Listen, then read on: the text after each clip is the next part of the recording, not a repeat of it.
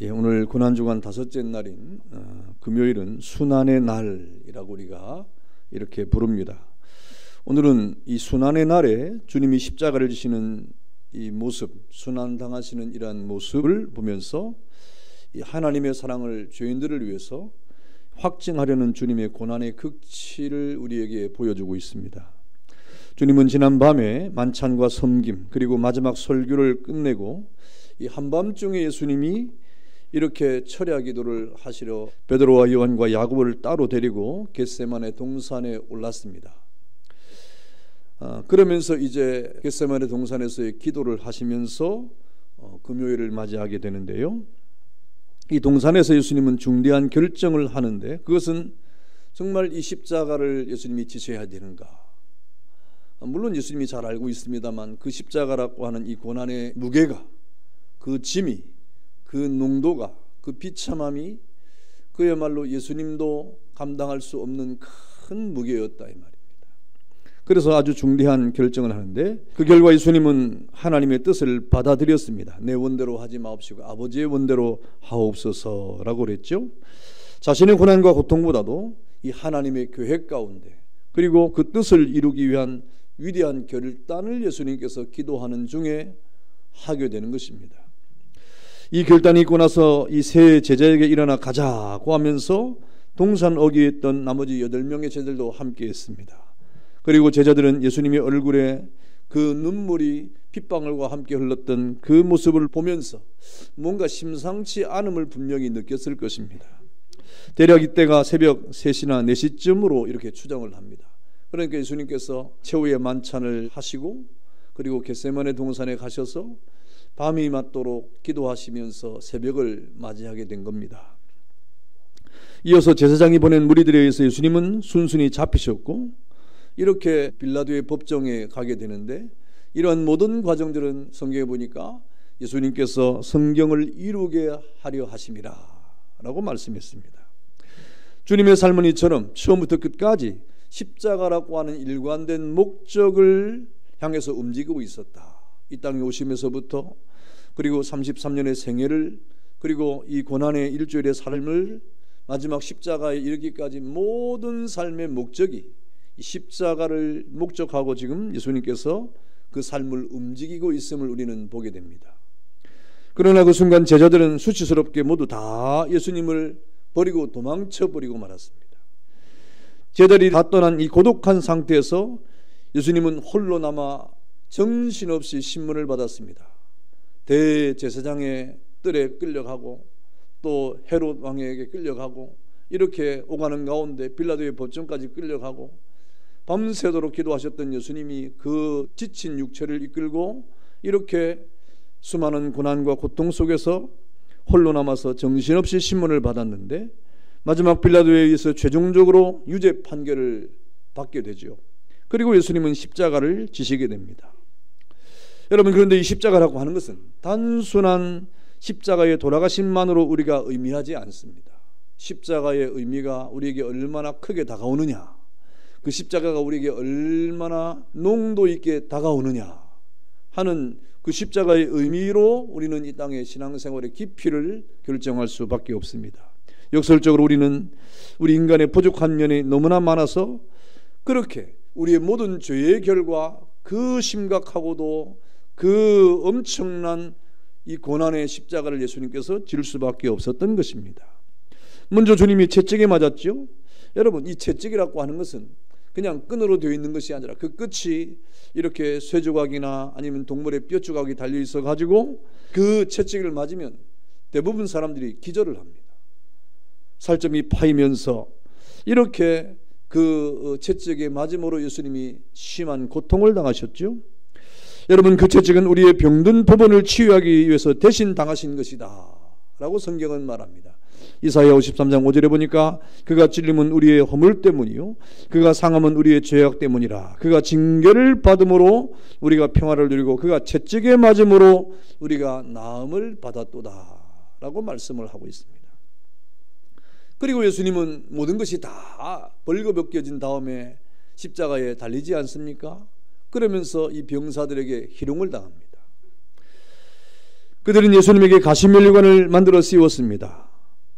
그러면서 갈대로 머리를 치고 침을 뱉으면서 조롱하면서 꿇어 절하면서 유대인의 왕이여 평안할지어다 하고 조롱을 했습니다. 여러분, 이러한 조롱과 이러한 멸시는 주님은 자신의 모든 자존심을 다 내려놨지만 저와 여러분들의 자존심을 지켜주기 위해서 대신 당하신 그런 고난이었다고 말하고 있죠. 이사야 53장 3절에 보니까 그가 멸시를 받아 사람들에게 버림받았으며 간고를 많이 겪었으며 질고를 아는 자라 마치 사람들이 그에게 얼굴을 가린 것 같이 멸시를 당하였고 우리도 그를 귀히 여기지 아니했다. 우리의 죄와 우리의 허물과 여러분을 그리스도의 거룩한 피로 말미암아 거룩한 하나님의 나라의 백성을 삼기 위해서 예수님이 대신 조롱을 당하시고 대신 예수님이 모든 자존심을 내려놓을 수밖에 없었다는 겁니다.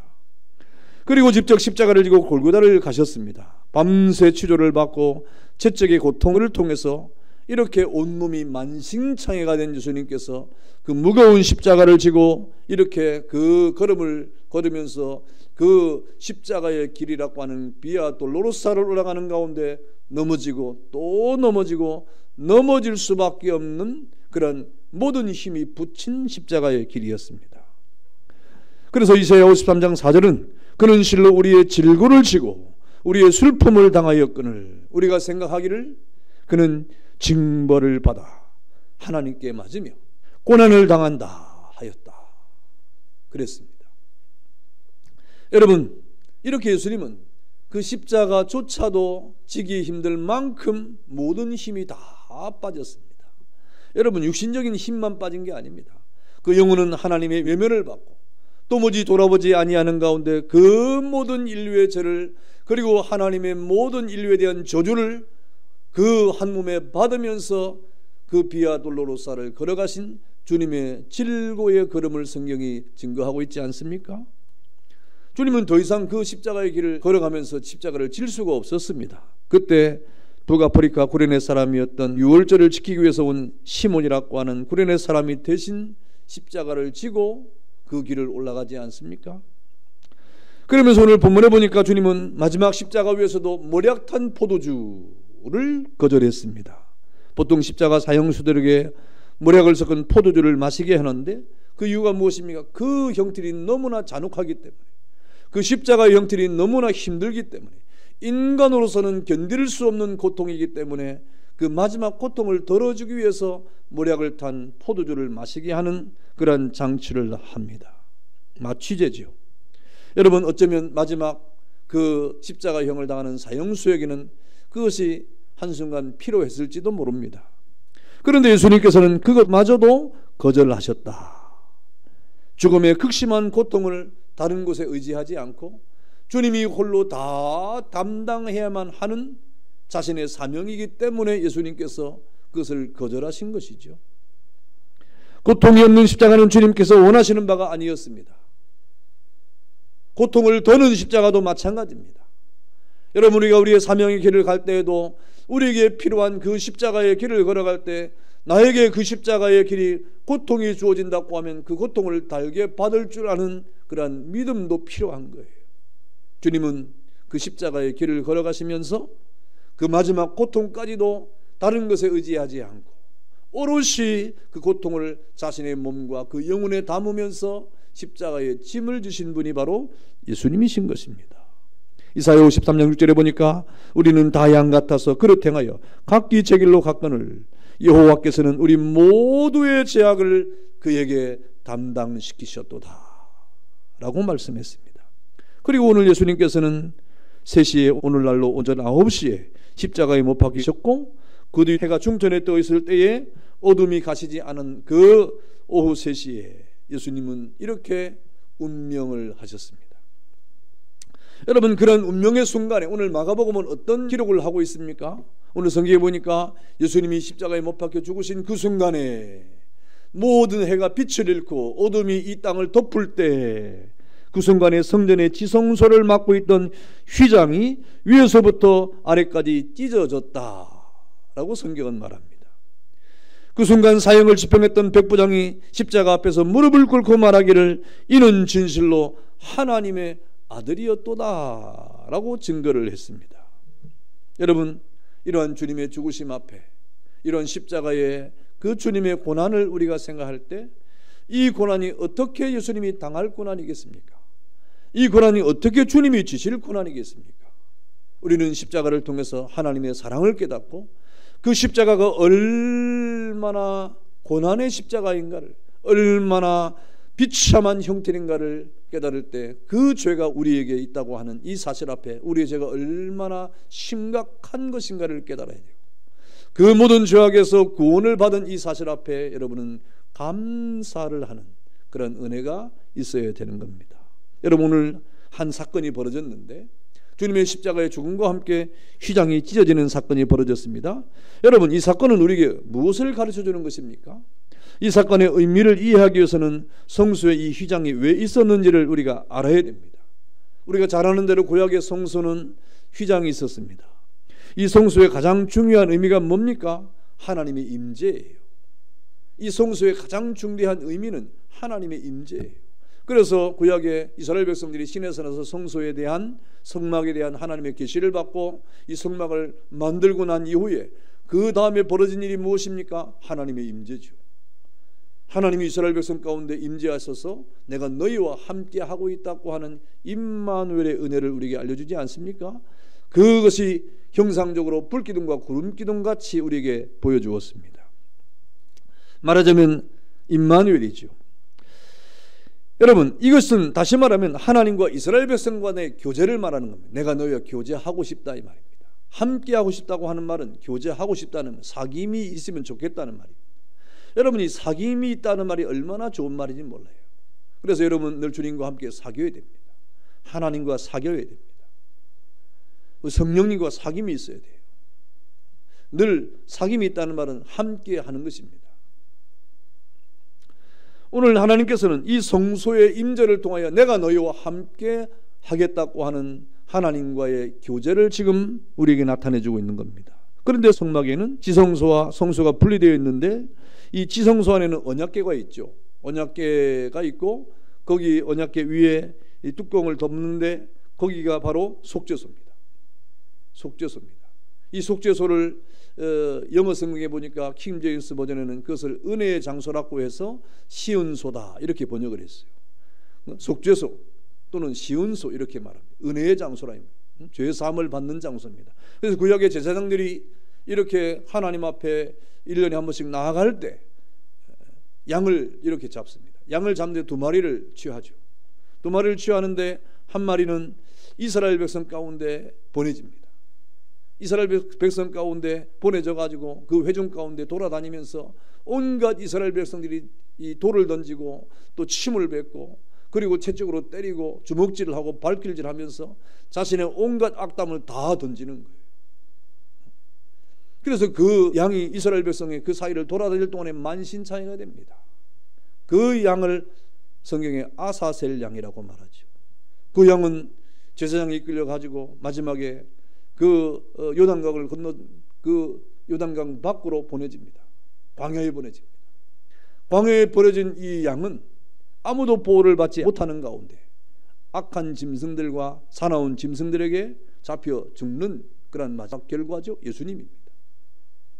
그리고 한 양은 제사장이 그를 취해가지고 하나님 앞에 제사를 드려서 각을 떠서 하나님 앞에 번제를 드리고 그 피를 취해가지고 마지막 대제사장이 그 피를 가지고 지성소 안으로 들어갑니다.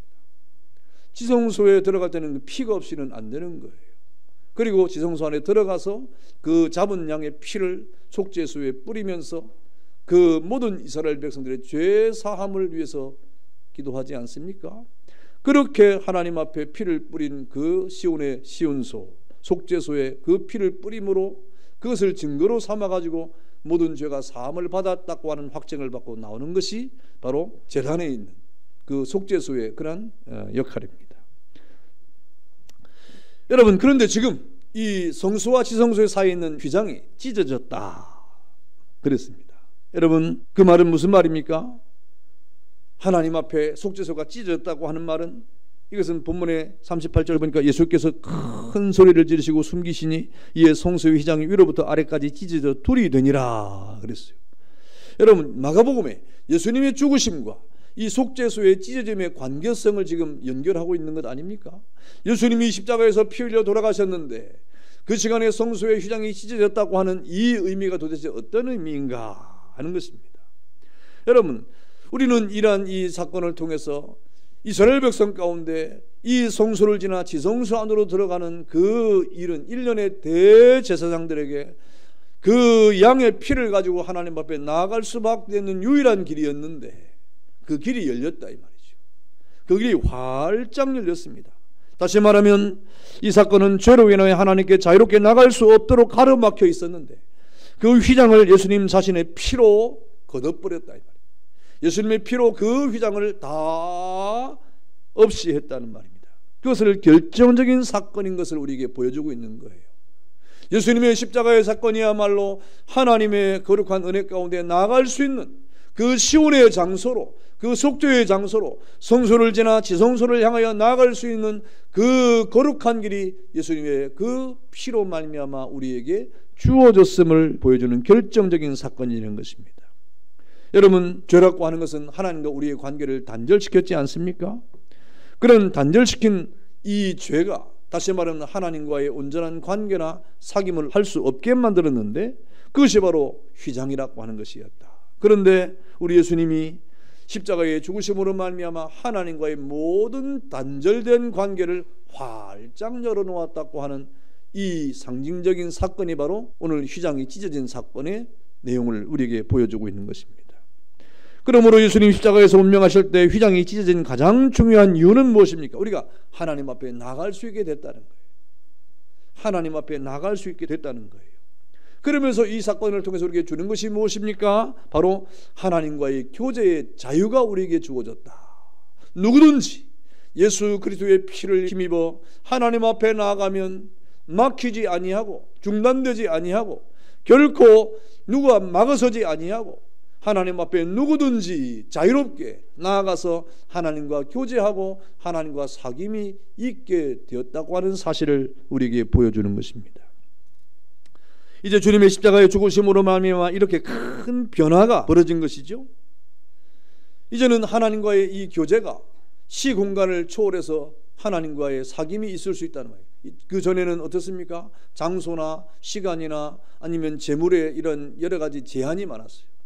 예루살렘에 가야 됐고 또 성소에 들어가야 되고 또 제물을 드려야 되고 그래가지고 절기를 따라 유월절에 사람들이 다 모였지 않습니까? 그건 장소와 시간과 그리고 그 모든 제물에 제약이 있기 때문에 그렇습니다.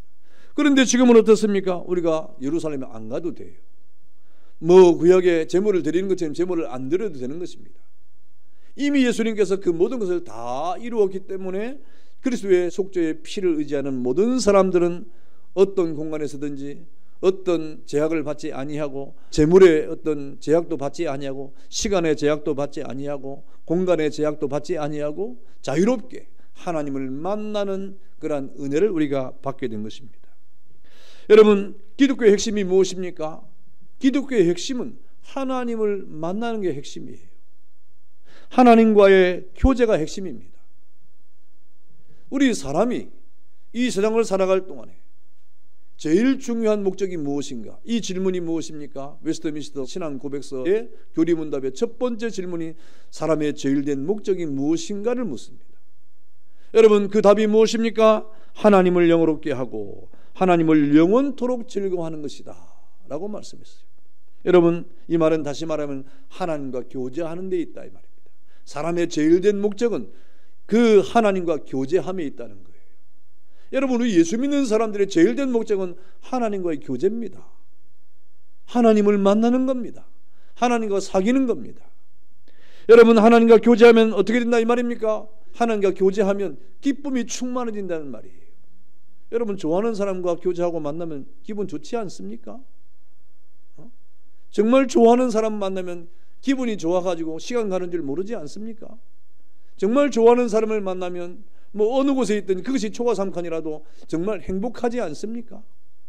정말 좋은 사람을 만나면 내가 어떤 희생을 하더라도 정말 그 희생이 아깝지 않지 않습니까? 우리 사람의 제일 된 목적이 하나님을 영화롭게 하고 영원토록 그를 즐거워함에 있다고 하는 것은 하나님과 교제를 하면 그 교제 가운데 우리는 기쁨이 충만해진다고 하는 그런 말을 하고 있는 겁니다.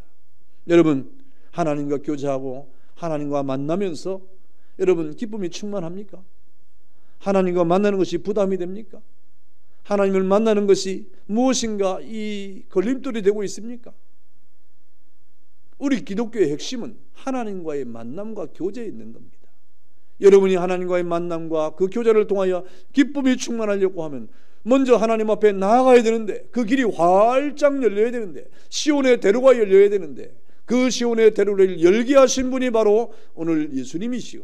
예수님이 십자가를 지고 피 흘리신 이 사건이야말로 하나님 앞에 그 성소를 지나 지성소로 나아갈 수 있는 유일한 길이었다고 하는 것을 우리에게 설명해 주고 있는 것입니다. 여러분, 그런데 하나님과의 기쁨의 교제라고 하는 이 진리가 막힌 적이 참 많이 있었어요. 역사적으로. 그래서 종교개혁 이전에는 이 길이 막혀가지고 하나님 앞에 나아가려고 하는데 나가는 길을 사람들이 다 막았어요. 그래서 종교개혁이라는 것이 일어났습니다. 교황이라고 하는 교권이 막았고 성경을 읽지 못하도록 막았습니다. 그러니까 하나님을 만날 길이 없는 거예요. 담이 생겨버렸습니다. 그래서 종교개혁을 통하여 하나님과 만나는 방법을 활짝 열어놓았는데, 여러분, 그 어떤 것도 하나님과 우리 사이에 가로막을 수 없음을 주장하면서 하나님 앞에 나와서 마음껏 예비하고 마음껏 찬양하고 마음껏 기도하도록 이렇게 되어진 것이 하나님의 뜻임을 주장했던 것이 바로 종교개혁이라고 하는 거예요. 그래서 모든 사람들이 다 만인이 제사장이라 이 말입니다. 여러분이 다 제사장이라 이 말입니다. 구약의 제사장처럼 누가 특별히 제사장이 정해진 것이 아니라 모든 신약에 존재하는 하나님의 백성들은 다 제사장이라 이 말입니다. 여러분은 스스로가 누구든지 마음만 먹으면 하나님 앞에 예수 그리스도를 의지해서 나아갈 수 있다 이 말입니다. 얼마나 행복한 일입니까? 또 성경이 닫혀있지 않다 이 말입니다. 누구든지 하나님의 말씀인 성경을 읽으면 성령의 충만한 가운데 성령의 감동으로 흡된 하나님 말씀을 보면 그 하나님의 말씀을 깨닫게 되고 그 하나님의 말씀을 통하여 하나님의 뜻을 우리가 알게 되고 그 음성을 들을 수 있다고 말씀을 하고 있는 겁니다. 그래서 성경이 우리에게 주어지는 거예요. 그래서 성경을 읽어야 되고 그 성령의 인도를 따라 성경을 깨닫는 은총을 우리가 받아야 되는 것입니다. 여러분, 그런데 불행하게도 하나님을 그렇게 우리가 만날 수 있는 기회가 많고 하나님을 만날 수 있는, 사귈 수 있는 그런 여러 가지 조건이 많이 있음에도 불구하고 그렇지 못하는 일들이 우리에게 벌어진다는 이러한 이야기입니다. 아마도 모르지만은 이 세상 가운데 가장 많은 사람들이 소유하고 있는 책이 성경책일 겁니다. 집집마다 있고 개인마다 가지고 있고 세계에서 가장 많이 사람들이 소유하고 있는 책이 성경책임에도 불구하고 가장 많이 소유한 것 가운데 가장 많이 안 읽히는 책이 바로 성경책이 아닌가. 가지고는 다니는데 가장 많은 사람들이 그 성경을 이렇게 구입을 하고 집집마다 몇 권씩 가지고는 있는데, 그래서 성경을 우리가 흔히 베스트셀러라고 말하지 않습니까? 사는 데는 그런 것줄 몰라요. 그런데 실제로 읽혀지는 아이에 대한 이 내용은 참 알 수가 없어요.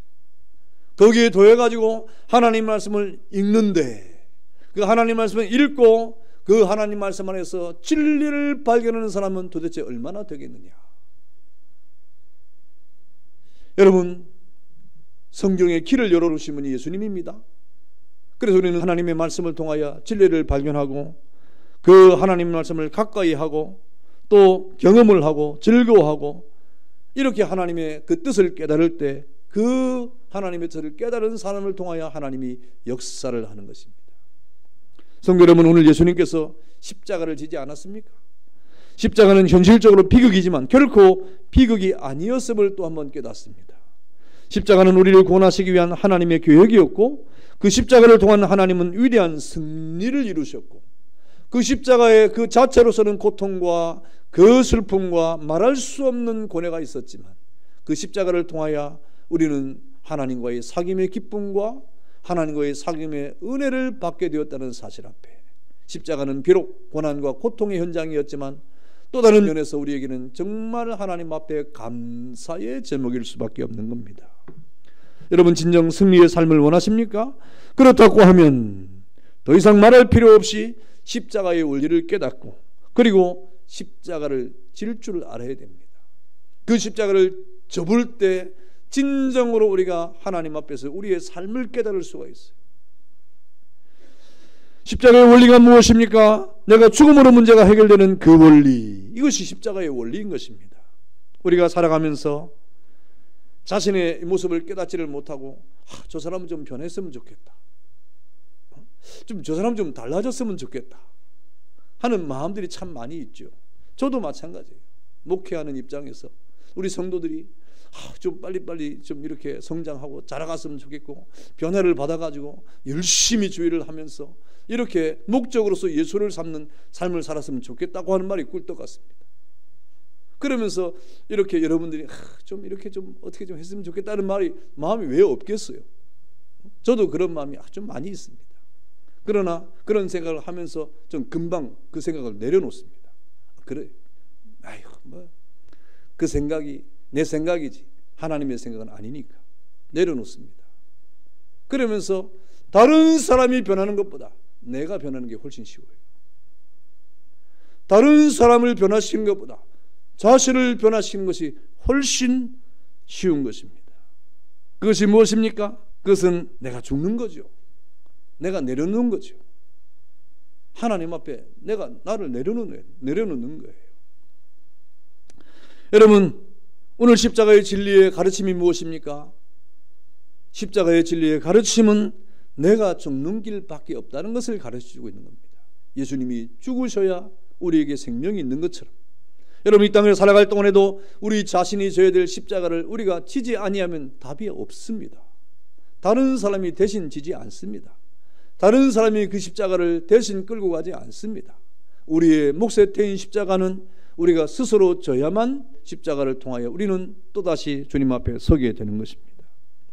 여러분, 기도 중에도 자신을 죽이려는 기도가 천혜를 얻는 기도가 되는 것입니다. 우리 신앙생활을 하면서도 이런 십자가의 신앙이 꼭 필요합니다. 그래야 문제가 일어나지 않는 거예요. 하나님이 일이란 무엇입니까? 자기 자신을 십자가에 못 박은 사람이 하는 겁니다. 누가 주의를 하느냐? 십자가를 접은 사람이 하는 겁니다.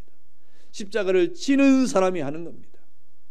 그런 사람들이 주의를 하는 거예요. 자기가 죽지 않고 하는 일은 그것은 결코 하나님의 일일 수가 없어요. 그래서 오늘 주님이 주신 십자가의 교훈을 통해서 우리가 얻는 것은 내가 죽어야 된다는 겁니다. 내가 십자가를 져야 된다는 것입니다. 그것이 주님의 일이고 그 일을 통하여 하나님의 일이 되어지는 것이고 우리가 십자가를 지지 않고 하는 일들은 결코 하나님의 일이 될 수가 없고 자기의 일은 될 수 있어도 하나님의 일은 될 수가 없다는 것을 깨닫습니다. 여러분, 그래서 위대한 선교자로 부름을 받았던 사도 바울이 뭐라고 고백합니까? 나는 날마다 죽노라. 나는 날마다 죽노라. 왜 그런 말을 했을까요? 사도 바울이 그렇게 하나님의 말씀을 깊이 깨닫고 은혜가 충만했던 사람인데 왜 그런 말을 하겠습니까? 죽지 아니하면 답이 안 나오기 때문에 그런 거죠. 여러분, 자신을 쳐서 복종하기를 주저하지 않았습니다. 예수님은 이런 원리를 아셨기 때문에 십자가를 지신 것이고 그 원리를 우리도 따르기를 지금도 원하고 있음을 깨닫기를 축원합니다. 그러나 그 길은 쉽지 않습니다. 여러분, 그 길이 쉽지 않음을 여러분 경험적으로 잘 알고 있지 않습니까? 예수님조차도 그 길이 쉽지 않았음을 알았어요. 그래서 예수님이 겟세마네 동산에서 그렇게 기도한 것입니다. 여러분 생각해 보십시오. 예수님이 어떤 기적을 베풀고 죽은 자를 살리고 앞이 보이지 않는 사람이 눈을 뜨게 하고 다리를 저는 사람을 일으켜서 걷게 하고 그럴 때 예수님이 밤새도록 기도한 거 봤습니까? 예수님이 몇 시간 동안 그 사람을 앉혀놓고 안수하면서 기도한 거 봤습니까? 나는 눈 뜨고 못 봤어요. 그런 기적을 일으킬 때 주님은 아주 간단했습니다. 명료했습니다. 일어나라 이 말. 일어나라 그랬어요. 그 정말 놀라운 기적을 행할 때 사람들이 깜짝 놀라는 기적을 행하는데 예수님은 그 기적을 행하실 때 그야말로 아무 시간도 필요 없이 그냥 한마디로 일어나라 이 말. 죽은 자를 향해서도 나사로야 나오라 하고 명하지 않습니까? 그러한 위대한 기적을 행함에도, 그런데 그 십자가를 지는 일 앞에는 예수님이 밤새도록 기도했다 이 말입니다. 여러분, 기적이 더 위대한 것 같습니까? 우리가 죽는 게 더 위대합니다. 그 죽음은 그냥 이루어지지 않아요. 기적처럼 벌어지지 않습니다. 우리 주님처럼 여러분, 죽고자 하는 사람들은, 십자가를 지고자 하는 사람들은 주님 앞에 더 기도해야 됩니다. 자기를 쳐서 복종시키는 기도가 여러분을 살리는 것이고, 하나님 앞에 사명자의 길로 인도하시는 것을 믿기를 축원합니다. 이렇게 자신의 십자가를 못 박는 기도에 진액을 쏟아야 됩니다. 이제 이 고난의 밤, 십자가의 밤이 다시 한번 우리의 신앙을 점검해보는 그러한 시간으로 우리에게 다가왔습니다. 우리에게 필요한 최대의 신앙은 자기 죽음을 고백하면서 십자가를 지는 것이다. 이것이 오늘 주님의 십자가를 통해서 우리가 받는 교훈입니다. 여러분, 십자가는 무서운 것이 아닙니다. 알고 보면 행복의 원천 아닙니까? 십자가의 헌신을 통해 여러분의 삶을 그야말로 기쁘고 즐겁고 감사가 넘치는 그런 삶으로 만들고, 여러분이 속한 하나님의 교회 공동체를 살리는 거룩한 십자가의 무리가 되는 은혜가 있기를 주의 이름으로 축원합니다. 다 같이 한번 찬송하겠습니다.